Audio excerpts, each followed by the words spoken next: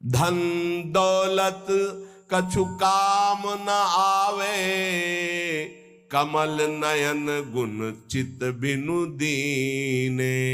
मन पछितई है भजन बिनु कीने। सबके दिमाग में एक रुपया ही छाया हुआ है। बड़ा विचित्र खेल है। खर्चा करने में छाती पीड़ा पैदा कर दे, संग्रह करने में संग्रह करते करते मर गए। गांव में धन एकत्रित करके दीवाल में गाड़ दिए, मोटी मोटी मिट्टी की दीवालें होती थी, और मर गए। जब दीवाल खुदी तब पूरा जीवन कंजूसी करके समेट करे। या बैंक बैलेंस में जमा करते करते गणना में सुख का अनुभव रहे, इतना इतना और जमा, इतना और जमा, मर गए। किसके काम आएगा? क्यों नाम रूपी धन एकत्रित ना कर पाए? क्यों धन के द्वारा गौ सेवा, साधु सेवा, समाज सेवा, नाना प्रकार की भागवतिक सेवाएं, ये क्यों नहीं लाभ ले पाए? ये धन का बहुत बड़ा प्रभाव है, माया का बहुत बड़ा अंग है, जो हर एक के दिमाग में अपना असर किए हुए है। हम जो भी प्रोग्राम करें उसका परिणाम धन हमारा होना चाहिए। चाहे वो कथा हो, चाहे वो यज्ञ हो, चाहे वो पूजा हो, जो भी हो। कोई बिरला ऐसा करता है जगत में, ऐसा नहीं कि नहीं है, कोई बिरला ऐसा करता है कि इसका फल हो श्री कृष्ण प्रेम लक्षणा भक्ति। है, ऐसा नहीं कहते कि नहीं है, पर सबके दिमाग में एक यही है कि जो मैं कर रहा हूं उसका परिणाम अच्छी धनराशि मिलना। इसीलिए यहां कह रहे कि पछताओगे बाद में। क्या पछताओगे?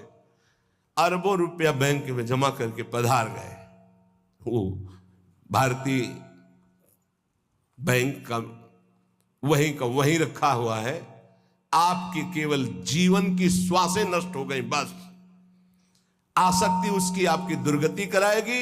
जीवन का समय आपको उसके संग्रह में गया, कुछ हाथ नहीं लगा। कितना भोगोगे? कितना भोगोगे? क्या खाओगे? कितना खाओगे? जब शरीर ही नहीं रहेगा तो ये सब खाना पीना किस कार्य में आया है, यदि सच्चिदानंद से चित्त नहीं जोड़ा। इसलिए पछताओगे यदि धन की प्रधानता जीवन में रही। तो आप सच्ची मानिएगा, आप जितने लोग बैठे हो, विचार करके अभी देख लो, वृंदावन की भूमि में बैठे हो। हम नहीं कहते कि सबके दिमाग में होगा, लेकिन आप देख लो, प्रधानता हर क्रिया के परिणाम में धन प्राप्ति की लालसा। हर क्रिया, साधु संग कर रहे हैं तो ऐसी कुछ आशीष हो जाए कि धन प्राप्ति हो जाए। हम ठाकुर सेवा, ठाकुर दर्शन, उपासना, सबका परिणाम एक धन की तरफ रहता है, सबका परिणाम।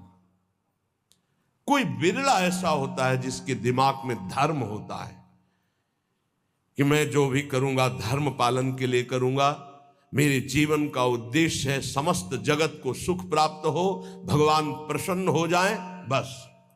ये कोई बिरला करता होगा, बिरला।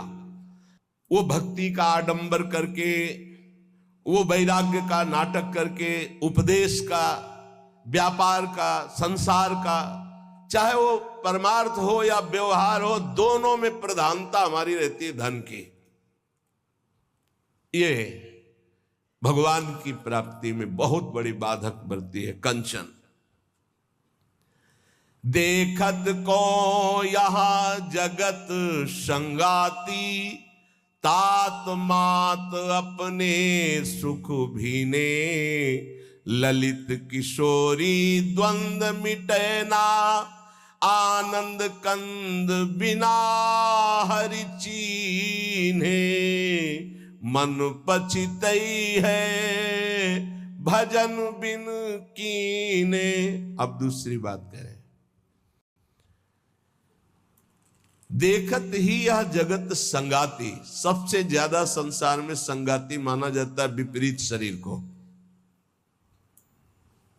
काम, दूसरा है काम, विपरीत शरीर का संगाती। इसके लिए प्राण देने के लिए तैयार है। और जबकि वासना की निर्वासनिक स्थिति भगवान से होगी, किसी शरीर भोग से नहीं होगी। उससे तो जैसे अग्नि में और घी डालते जाओ तो बढ़ती चली जाती है, ऐसे ही वासना की शांति भोग में नहीं, त्यागात शांति अनंतरम। लेकिन ना जानने के कारण पूरे के पूरे जीवन नष्ट हो जाते हैं केवल भोग चिंतन से। बहुत आश्चर्य की बात है, यदि इसे भजन के बल से, भगवत कृपा बल से, गुरु कृपा बल से इसे संभाला ना गया तो मिले भले कुछ ना, पूरे जीवन इसी का संकल्प बनता रहता है, चिंतन होता रहता है। ये ठग है जो हमारे जीवन को नष्ट कर देते हैं। कामिनी के संग की लालसा भगवत प्राप्ति नहीं होने देती। जैसे पहला था धन की प्राप्ति की लालसा, ऐसे ही जितना भी धन कमा लो, जितना भी सब कर लो, अंदर एक लालसा बनी रहेगी भोग भोगने की। ये अगर भावना शरीर भोग की बनी रहे, ये भी भगवत प्राप्ति नहीं होने देती। कितना भोगोगे, कब तक भोगोगे? जब शरीर ही छूट जाएगा तो जय श्री राम। बहुत विचित्र बात है, बहुत विचित्र बात है। देखत को यह जगत सगाती, इस संसार में केवल देखते देखते पूरा जीवन हो गया, कुछ नहीं देख पाए। 50 साल के हो गए, 40 साल के हो गए, भोगते भोगते जीवन व्यतीत हो, कुछ नहीं भोग पाए। क्या है? असंतुष्ट, वासना। इसी तरह से जितने संबंध हैं सब धोखे के संबंध हैं। उनमें यदि भगवत भाव करके नहीं जिए तो वो बंधन कारक है, धोखे में समय गया। पहला दिमाग में धन रहता है, दूसरा दिमाग में भोग रहता है, और जो इनको थोड़ा दबा पाया भजन से तो तीसरा दिमाग में रहता है हमारे यहां नाम हो जाए, लोग याद रखे। किसको लोग याद रखते हैं? भगवान को याद नहीं करते, तुम्हें याद करेंगे। भगवान को नहीं याद करते, जिनके याद करने से कल्याण हो जाता है, तो तुम्हारे को कौन याद करे? बोले यार कुछ तो ऐसा हम कर जाएंगे। कितने का कर जाओगे? क्या कर जाओगे? अरे जिन्होंने अनंत ब्रह्मांड बना दिए उनका नाम नहीं ले रहा, तो तुम एक दो महल बना दोगे, एक दो पौशाला और अस्पताल खोल दोगे, तुम्हारा नाम चलेगा? श्री कृष्ण ने अनंत ब्रह्मांड बनाए, सब थोड़ी नाम जप कर रहे हैं उनका। तुम्हारा कौन नाम जप करेगा कि भाई बहुत यश कीर्ति की आखिरी चाह। इसीलिए कह रहे हैं कि ललित किशोरी द्वंद्व मिटे ना, आनंद कंद बिना हरि चीने, मन पछित है भजन बिन कीने। थोड़ा समय रह गया है। जितने सत्संग सुन रहे हो इतना समझ लीजिए, अब हमारे जीवन का थोड़ा समय रह गया है। अब तो जाग जाओ, इन 3 में सोना बंद कर दो। ललित किशोरी जी कह रहे हैं ये जो धन की लालसा, अरे बोले तुम तो बाबा जी हो, तुम्हारा चल जाएगा, हमारा गृहस्थी में बहुत जरूरतें हैं, धर्म पूर्वक कर्तव्य कर्म करो, उससे जो मिल रहा है संतोष धारण करते हुए अपनी स्थिति के अनुसार ब्याह बरादी जितने कार्य है सबका होता है। जय श्री राम। आज दुख पाया जा रहा है अपनी स्थिति से हटकर करने पर। आज दुख पाया जा रहा है केवल प्रशंसा के लिए करने पर। अगर आपकी स्थिति गरीबी की है तो आप किसी गरीब वर्ग को ढूंढिएगा, आपकी पुत्री सुखी रहेगी। ये भ्रम छोड़ दो कि थोड़ा हमसे बड़ा धनी हो, बहुत हानि हो जाएगी। अगर आपकी स्थिति है और अपनी स्थिति के घर में बेटी का ब्याह करोगे तो बहुत सुखी रहोगे। अगर अर्थ की प्रधानता रखकर बेटे का ब्याह करोगे तो दुखी रहोगे। देख लेना, परिणाम में देख लेना। इसीलिए धन के लिए तुम इतना व्याकुल मत हो, कर्तव्य कर्म करो, जैसी परिस्थिति उसके अनुसार चलो।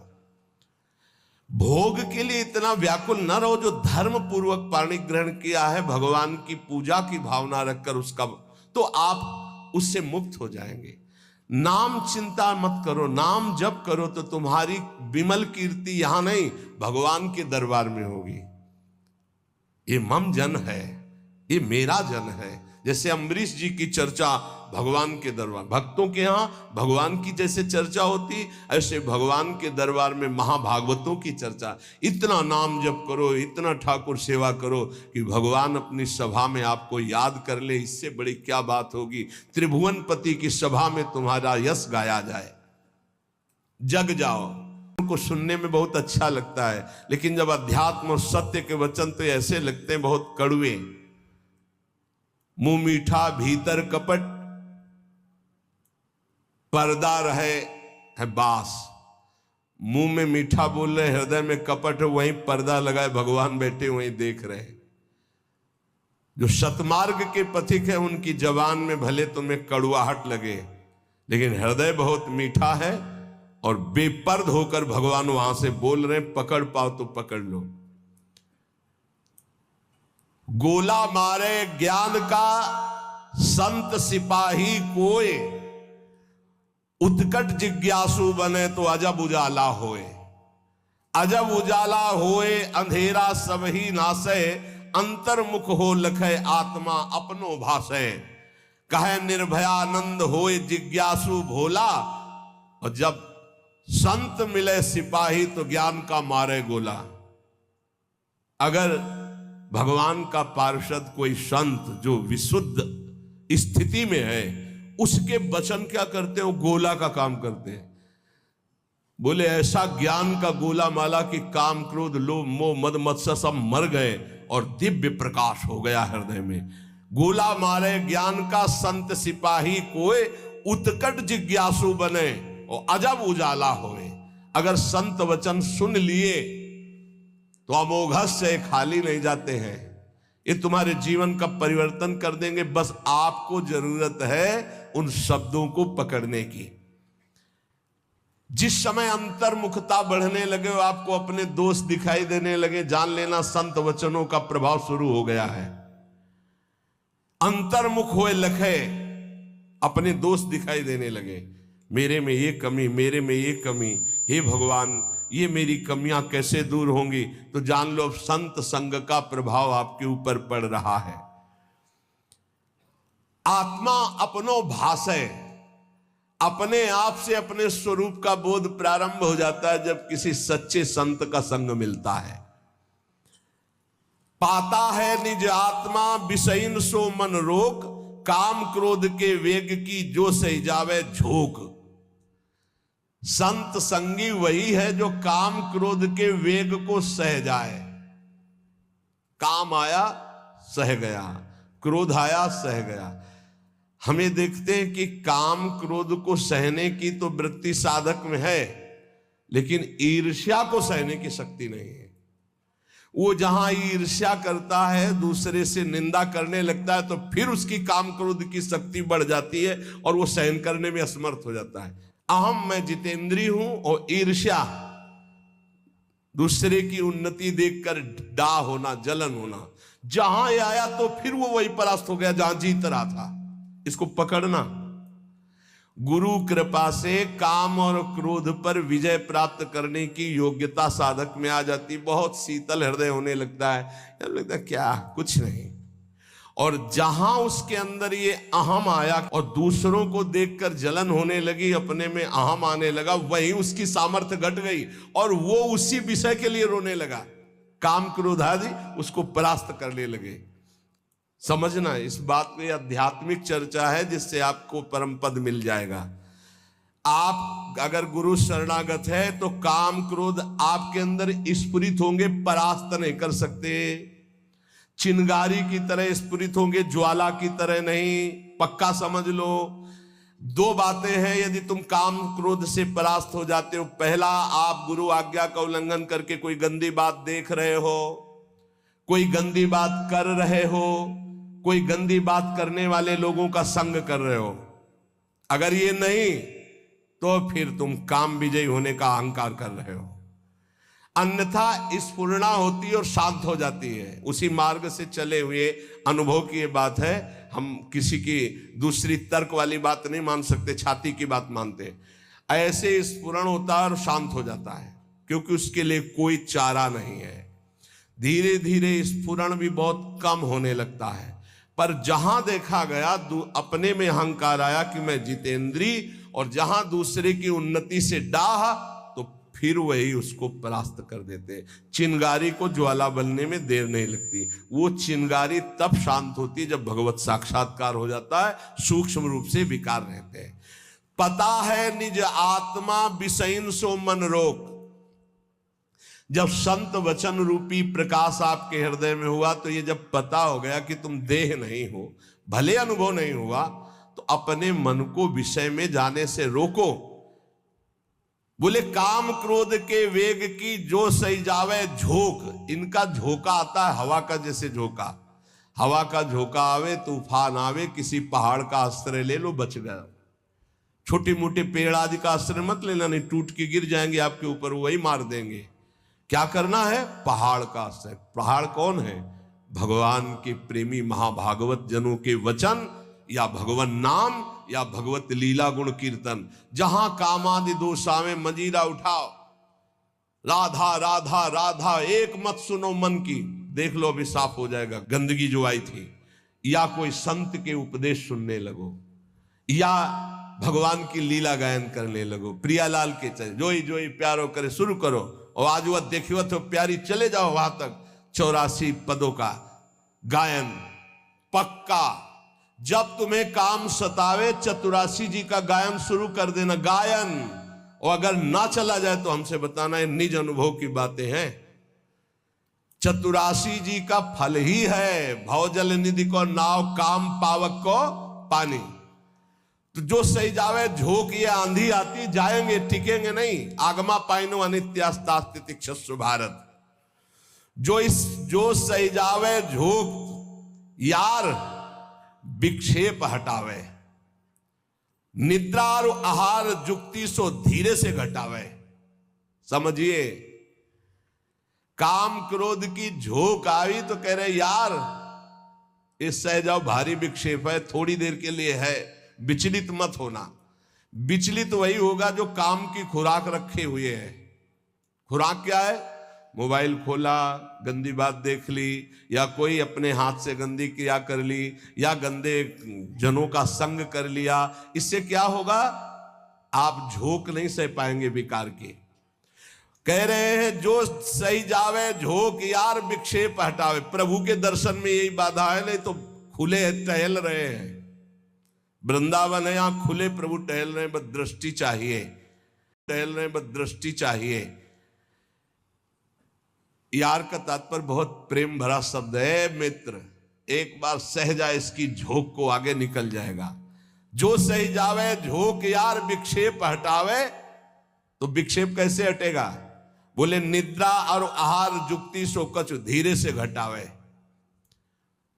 बस कल भी चर्चा हुई थी निद्रा और आहार को कम करने की, पलटू स्वामी की। इन निर्भयानंद जी बड़े सिद्ध महापुरुष ब्रह्मानंद में डूबे हुई। इन दो पर असर साधक अपना दिखा दे, ये दो सबके ऊपर असर दिखाए, पूरा जीवन व्यतीत हो जाता है। खाना और सोना, अच्छा भोजन और खूब चक सोने को मिले। कह रहे कि अगर परमार्थ का लाभ लेना है तो साधक दो पर अधिकार करे, नींद और भोजन।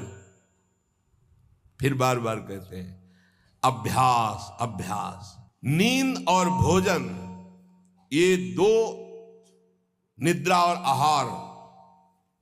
फिर तीसरे पर विजय जो मैथुन, फिर चौथा जो भय। ये चार ऐसे दोष है पूरी सृष्टि को अपने अधीन किए हैं। निद्रा, भय, आहार, मैथुन, ये सब के सम जग उपजाए, सब इसी में फंसे हुए हैं। ऐसा साधक इन चारों पर विजय प्राप्त करनी। निद्रा तब जब आहार पर आप संयम करेंगे। बहुत बार आहार पे चर्चा होती, भाई आहार को संभाल लो, इसको बढ़ाते चले जाओ, एक एक कवल बढ़ता चला जाएगा। इसको घटाते चले जाओ, घटता चला। 400 ग्राम में पूरे 24 घंटे शरीर का सम्यक मेहनत करते हुए पोषण हो जाएगा 400 ग्राम में। यहां यही है कि अगर आप भगवत मार्ग में चलना चाहते हो तो आहार पर संयम करो तो नींद पर संयम हो जाएगा। आहार पर संयम करो, पर इतना भी संयम न करो कि सीढ़ी चढ़ने उतरने लायक न रहो। उचित आहार लो जितना आपको नींद ना सतावे। ये बहुत बड़ी सिद्धि है। अगर आप निद्रा और भोजन पर शासन नहीं किए तो काम और क्रोध पर शासन नहीं कर पाओगे, पक्का। ये 4 चीजें साधु के जीवन में बिल्कुल शासन में होती। निद्रा, भय, आहार, मैथुन। भय नहीं होता साधु को। साधु का मतलब होता भगवत मार्ग के पथिक, चाहे गृहस्थ हो चाहे विरक्त हो। और नींद पर बहुत शासन होता है और आहार पर बिल्कुल विजयी होता है वो। और वो मिथुन धर्म का त्यागी होता है, चाहे गृहस्थ हो चाहे विरक्त हो। अरे ऐसे ऐसे गृहस्थ हैं अपने ही पास हैं कि हम उनकी चरण वंदना करते हैं। वृंदावन में शपथ पूर्वक पति पत्नी कसम खाकर ब्रह्मचर्य से रह रहे हैं। सच्ची कहते हैं, हृदय से साधु बनने पर भी पूरे जीवन डर रहा है इसी बात का। और वो पति पत्नी एक जगह रह करके संयम से हैं, हम उनकी चरण वंदना करते हैं, चरण वंदना करते हैं। कोई भी जगत का महात्मा इस बात से डरता है कि संयोग ना हो। वो संयोग में पड़े हैं, एक ही घर में रहते हैं, ज्यादा जगह नहीं तो हो सकता है कोई एक ही आसन में रहते हो, लेकिन बलिहारी कसम पूर्वक ब्रह्मचर्य। और यही नहीं, बाहर भी रहते हुए ऐसे शिष्य है, तब ये लगता है कि भगवान की कृपा अमोघ है, क्या नहीं कर सकती। और आप लोग तो बैरागी हैं। निद्रा और आहार जुक्ति सो धीरे सो कछु घटावे। धीरे धीरे घटाना चाहिए। नींद और आहार, देखो संतों ने कहा है, निद्रा और आहार जुक्ति सो कछु घटावे। कहे निर्भयानंद झूठे जाने सब नाता, विषयन सो मन रोक आत्मा निज का पाता। जब समस्त विषयों पर विजय प्राप्त कर लेता है तो आत्मानंद का उसे अनुभव स्वयं होने लगता है। अष्ट सिद्धि नौ निधि हमारी मुट्ठी में हरदम रहती। ये नाम जापक, ये सांसारिक लाभ की तो बात जाने दो। अष्ट सिद्धि नौ निधि हमारी मुट्ठी में हरदम रहती, नहीं जवाहर सोना चांदी त्रिभुवन की संपत्ति चाहती। भावे ना दुनिया की बातें दिलवर की चर्चा सहती, ललित किशोरी पार लगावे माया की ये सरिता बहती। राधा राधा राधा, सब सिद्धियां सब लाभ आपको प्राप्त है। जो नाम जापक अपने कर्तव्य को भगवान में समर्पित करता है वो कैसा सिद्ध महापुरुष हो जाता है। जगत गुरु भगवान श्री कृष्णचंद्र जो गीता जी में महापुरुष की स्थिति का वर्णन करते हैं। त्यक्त्वा कर्म फला संगम, बहुत दिनों के बाद है, त्यक्त्वा कर्म फला संगम नित्य तृप्तो निराश्रयः कर्म कालहर दुख प्रवत्तोपि